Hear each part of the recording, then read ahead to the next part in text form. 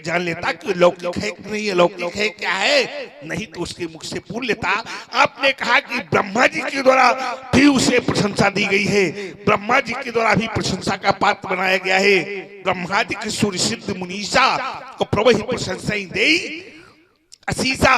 अगर ब्रह्मा जी के द्वारा उसे भी प्रशंसा का पात्र बनाया गया है तो बनाया गया होगा, लेकिन हमारे द्वारा वो प्रशंसा का पात्र नहीं बनाया जा सकता, क्योंकि उसने हमारे गुरुदेव भगवान के धनुष को तोड़ा है और वो मेरा सहस्ता बाहु के समान शत्रु है। आपने कहा था वो सहस्ता बाहु के समान शत्रु कैसे, तो वहां पर सहस्ता बाहु ने मेरे पिता की गाय कामधेनु का अपहरण किया था, जबरदस्ती ले लिया था। वहां पर पितृभक्ति पर ठेस पहुंची थी और यहाँ पर भगवान शंकर का, हमारे गुरुदेव भगवान का धनुष तोड़ दिया गया है।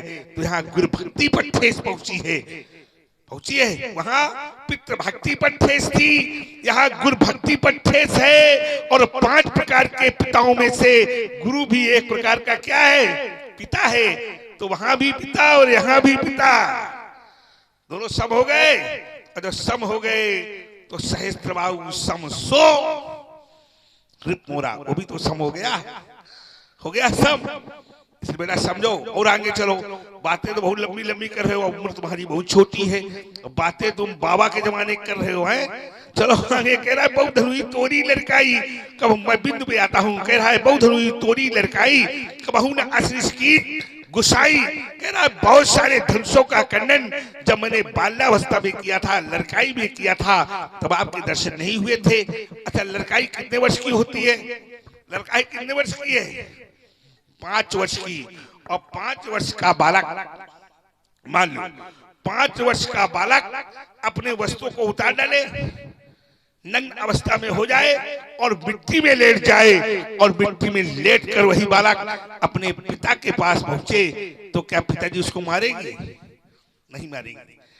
पिताजी क्या करेंगे, उसकी मिट्टी को झाड़ देंगे और चाहे जितने अच्छे कपड़े पहने हो, बालक को उठाकर अपनी गोद में बैठा लेंगे, क्योंकि बालक 5 वर्ष का है, बालक अबोध है। लेकिन वह बालक इतना बड़ा हो जाए, देखो जरा इनका है, इतना बड़ा बालक हो जाए और वही हरकत करे, कौन सी, कपड़े उतार डाले और मिट्टी में लेट जाए और पहुंच जाए अपने पिताजी के पास, पिताजी हम आ गए। पिताजी क्या करेंगे, गोद में डालेंगे, क्या करेंगे, हैं देंगे सीधा, 90 अंश का बनेगा, सीधा बनेगा। क्यों, क्योंकि बालक को किसमें लाना है, बालक को अनुशासित करना है, और अनुशासन के लिए माता पिता गुरु बालक को दंड भी देते हैं, नहीं देते हैं। तो बालक जो तुम लड़काई में करते रहे हो उसे अब मत करो, अब मत करो। बहु धनुई तोरी लड़काई, कह रहा है। अच्छा एक बिंदु और तुमको दे रहा हूं, बालक कह रहा है कि यहाँ मैंने बहुत सारे धनुषों का खंडन किया, और मैं कह रहा हूं यहाँ एक धनुष टूटा। जब एक धनुष टूटा तो विवाह कितने हुए, एक विवाह हो गया। अच्छा तुमने बहु धनुई तोड़ी, तुम्हारे कितने विवाह हुए बताओ। तुमने कहा मैंने एक धनुष टूटा तो विवाह कितने हो गए, एक विवाह हुआ, टूटा विवाह। और तुमने बहुत सारे धनुषों का खंडन किया तो तुम्हारे कितने विवाह हुए।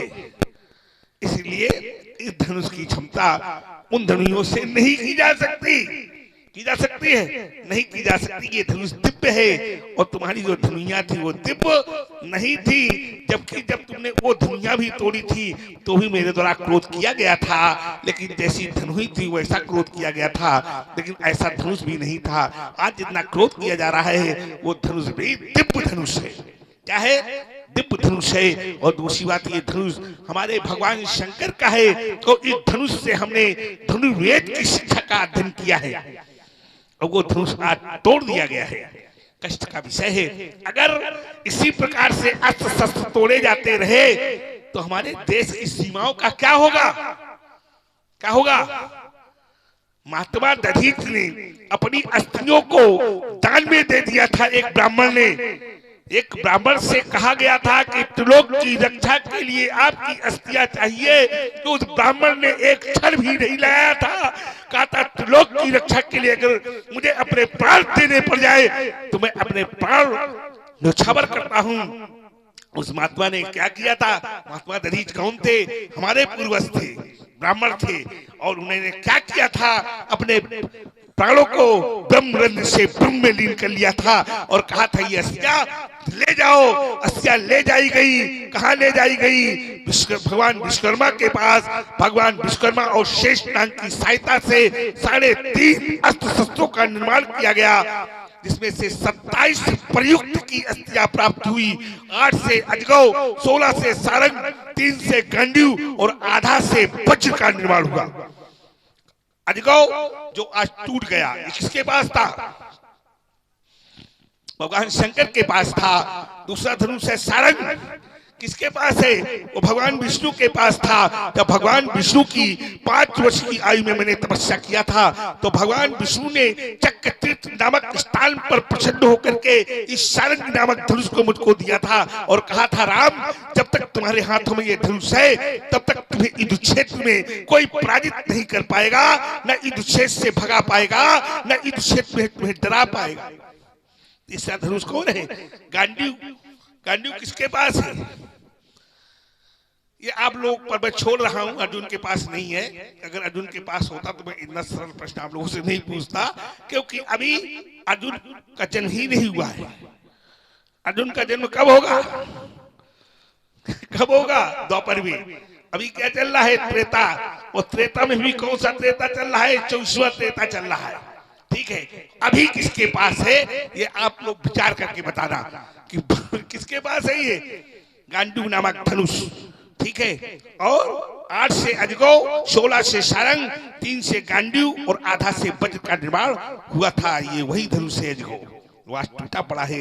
उस महात्मा की अस्थियां क्या धूल धूषित पड़ी है। राजकुमार लक्ष्मण, तुम कह रहे हो ऐसा क्रोध कहूं न अशिष कीन गोसाई, मैं क्रोध करता नहीं हूँ, मैं क्रोध का अवतार हूँ।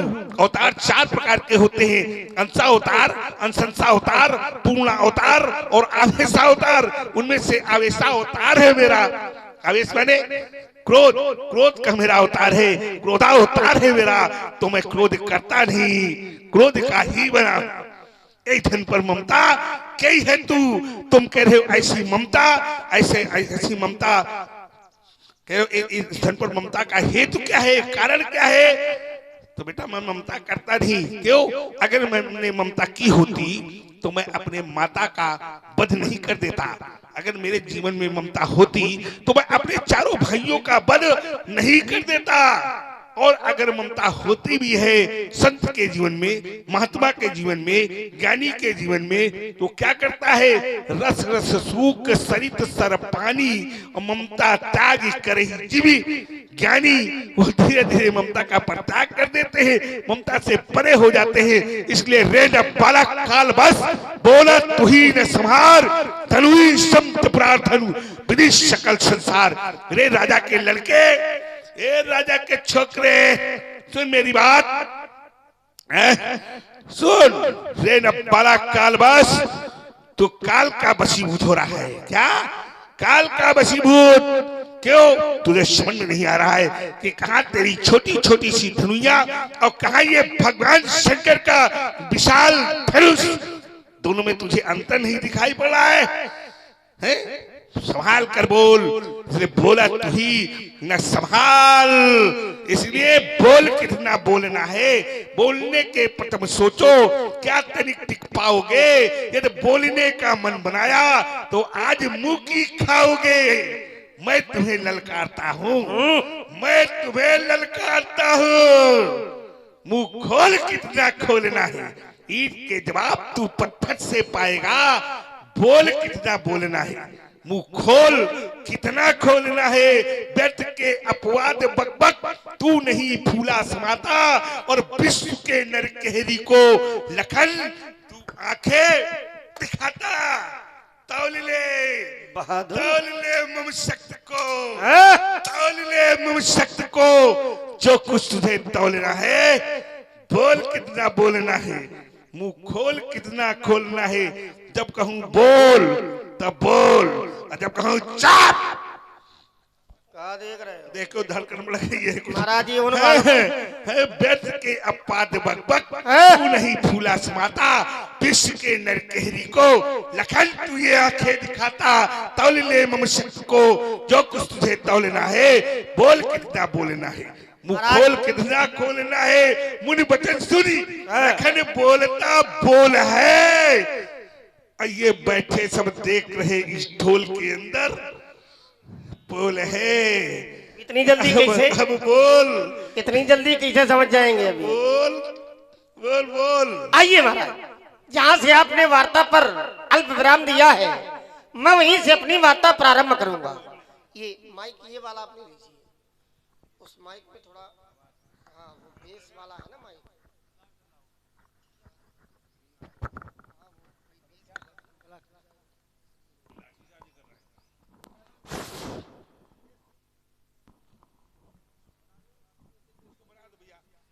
हाँ इसीलिए तो है, वो बेस की वजह से जो है दिक्कत हो जाती है।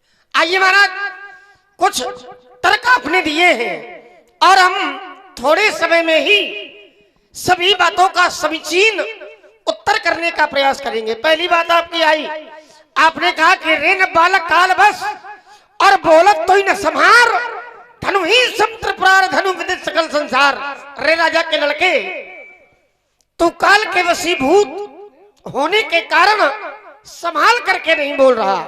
ध्यान देना महाराज, एक बात मैं आपको सीधे सीधे बता दूं कि हम काल के वशीभूत नहीं हो सकते।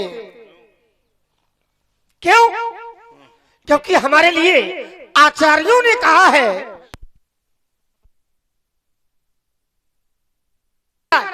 तो हम काल के वशीभूत नहीं हो सकते। क्यों? क्योंकि हमारे लिए आचार्यों ने कहा है कौशलेश सुत लक्ष्मण रामा और कालऊ जीत सके संग्रामा। हम संग्राम में काल को भी जीत सकते हैं, इसलिए हम काल के वशीभूत। पहला उत्तर। आइए इसी में दूसरा उत्तर देता हूं। मैं ही नहीं, संसार का कोई व्यक्ति काल के वशीभूत नहीं हो सकता। लेकिन कब तक? शब्दों पर विशेष ध्यान देना। कब तक? जब तक व्यक्ति के द्वारा भगवान का भजन किया जा रहा है, जब तक और व्यक्ति के द्वारा भगवान की भक्ति की जा रही है, जब तक भगवान का ध्यान व्यक्ति के द्वारा किया जा रहा है, तब तक काल भी व्यक्ति का बाल बाका नहीं कर सकता है। आइए, मानस में ही एक सिद्धांत है। क्या है? तो परमात्मा कहते हैं कबहू काल न व्यापे तो ही सुमरेउ भजेउ निरंतर। अगर मेरा ध्यान, मेरा गुणगान, मेरा चिंतन, मेरी कथाओं का रसपान तुम निरंतर करोगे तो फिर तुम्हारा काल बाल बाका नहीं कर सकता है। और देखिए, एक सिद्धांत भी है। एक ऐसे महापुरुष है जिन पर परमात्मा की पूर्ण कृपा है और उनका नाश महाप्रलय में भी नहीं होता है। नाथ सुना मैं अस शिव पाही कि महाप्रलय नाश तो। महाप्रलय में भी उनका नाश नहीं होता है, क्योंकि परमात्मा की कृपा है। और जहां परमात्मा की कृपा है तो वहां पर काल कभी बाल बांका नहीं कर सकता है। इसलिए हम काल के वशीभूत नहीं हो सकते हैं, और जो परमात्मा के भक्त हैं वो कभी काल के वशीभूत नहीं हो सकते। ये पहली बात का उत्तर हुआ। आइए, दूसरी बात आपकी आई। आपने कहा कि धनुष तोड़ने वाला शास्त्र बाहु के समान है। ध्यान देने की आवश्यकता है। देखिए, दर्शन में तो समानता हो सकती है। दर्शन में जैसे उल्टा नाम जपत जाना और वाल्मीक भय ब्रह्म, दर्शन में तो समानता है, लेकिन वर्तन में समानता नहीं है। वर्तन माने कर्म, तो कर्मों में कभी समानता नहीं हो सकती है।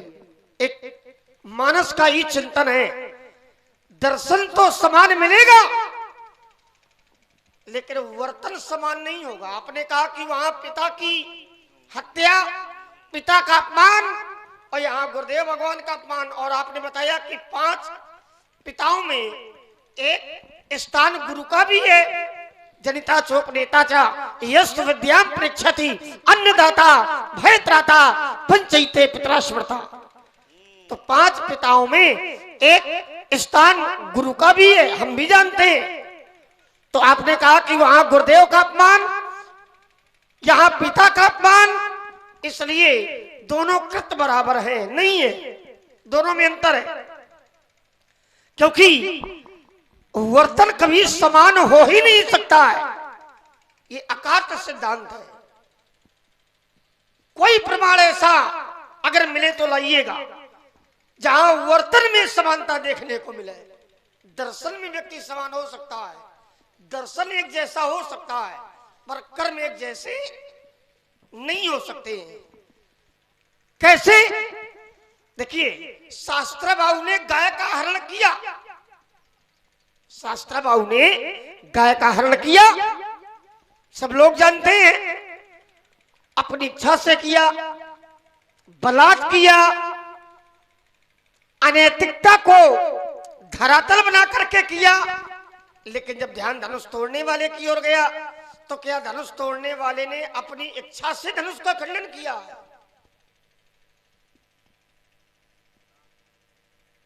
दोनों बातों में अंतर है महाराज। शास्त्र बाबू ने अपनी इच्छा से गाय का हरण किया है, एक ब्राह्मण का अपमान किया है, पर धनुष तोड़ने वाले ने अपनी इच्छा से धनुष का खंडन नहीं किया। धनुष तोड़ने वाले के साथ गुरुदेव भगवान हैं और गुरुदेव भगवान के आदेश से ही धनुष तोड़ने वाले ने धनुष का खंडन किया है। प्रमाण के लिए तो महाराज 2 अर्धाली आपको दूंगा मैं। समय सुमजानी बोले अति सने मृदुबानी, उठाऊ अमुक भंजऊ भव चापा और मेटऊ तात जनक परितापा। तो सुनी गुरु बचन और चरण सिर नावा, हर्ष विषाद न कछु और गुरु प्रणाम मन ही मन कीन्हा और अति लाघव उठाए धनु।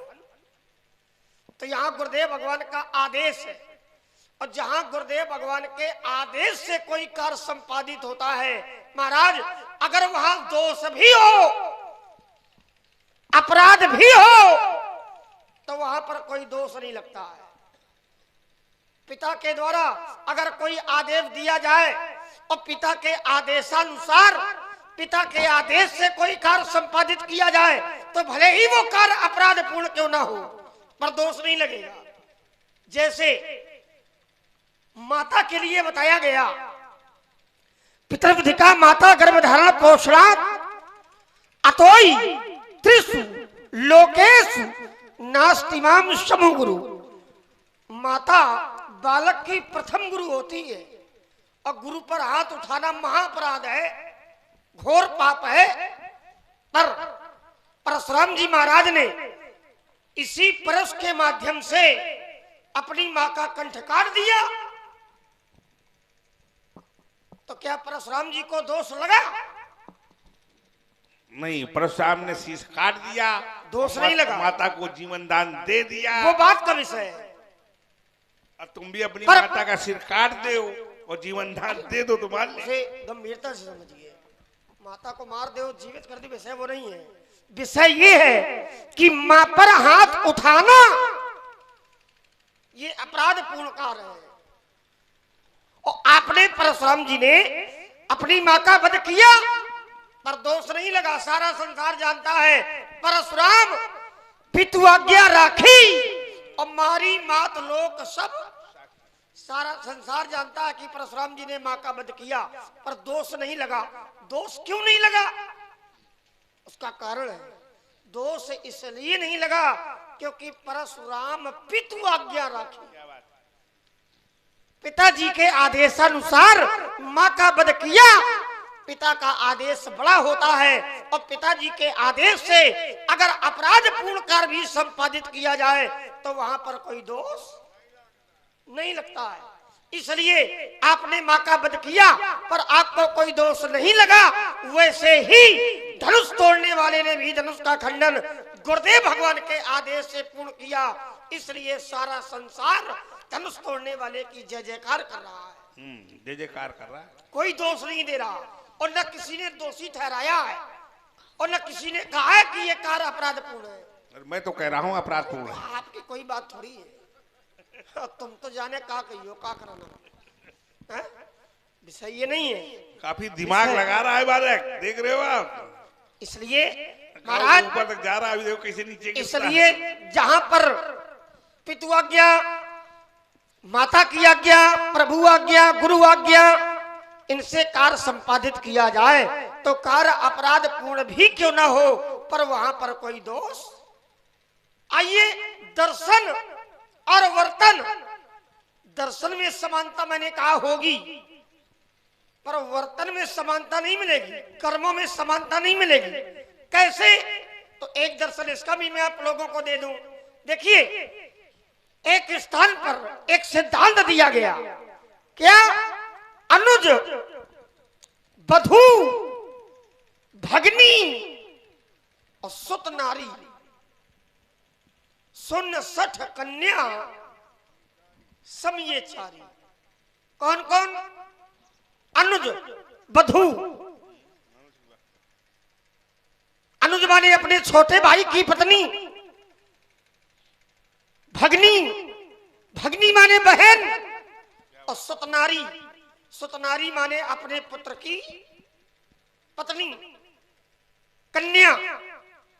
ये बराबर देखे जाते हैं। जब दर्शन किया जाएगा तो इन चारों का दर्शन एक जैसा होना चाहिए। सुन सट कन्या सब ये चारी, इनका दर्शन हमेशा एक जैसा करना चाहिए। चाहे अपनी बहन हो, चाहे अपने छोटी भाई की पत्नी हो, चाहे अपने पुत्र की पत्नी हो, इनका दर्शन जैसे दर्शन बहन का होना चाहिए वैसा ही दर्शन इन लोगों का भी।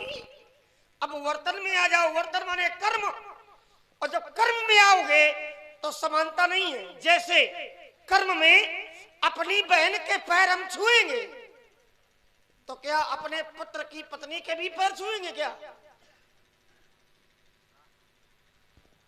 भाई अपनी बहन के पैर हम छुएंगे, ये है वर्तन, ये है कर्म। अपनी बहन के तो हम पैर छुएंगे पर अपने छोटे भाई की पत्नी के पैर हम, ये है वर्तन। तो महाराज दर्शन तो एक जैसा हो सकता है लेकिन वर्तन एक जैसा नहीं हो सकता है। महाराज रही बात, आपने कहा कि ये धनुष दिव्य है, तो तर्क मेरा फिर वही है कि अगर ये दिव्य है तो महाराज दिव्य आयुध का खंडन एक सांसारिक व्यक्ति नहीं कर सकता है, क्योंकि इसके लिए सिद्धांत है इमे द्विधनुषी दिव्य श्रेष्ठे लोकार्ध पूजते। ये दिव्य है और दिव्य माने अलौकिक, ये अलौकिक है। और जब ये धनुष अलौकिक है तो फिर अलौकिक को नष्ट करने वाला, अलौकिक पर विजय प्राप्त करने वाला या सांसारिक होगा। इसलिए अगर ये धनुष अलौकिक है तो फिर धनुष तोड़ने वाला भी अलौकिक ही होगा। इस तर्क पर, चिंतन पर आपको चिंतन करना पड़ेगा, व्याख्यान ज्यादा ना हो, इसलिए अपनी वार्ता पर मैं यहीं पर अल्प विराम दूंगा। चली पोटली नमक की, चली पोटली नमक की,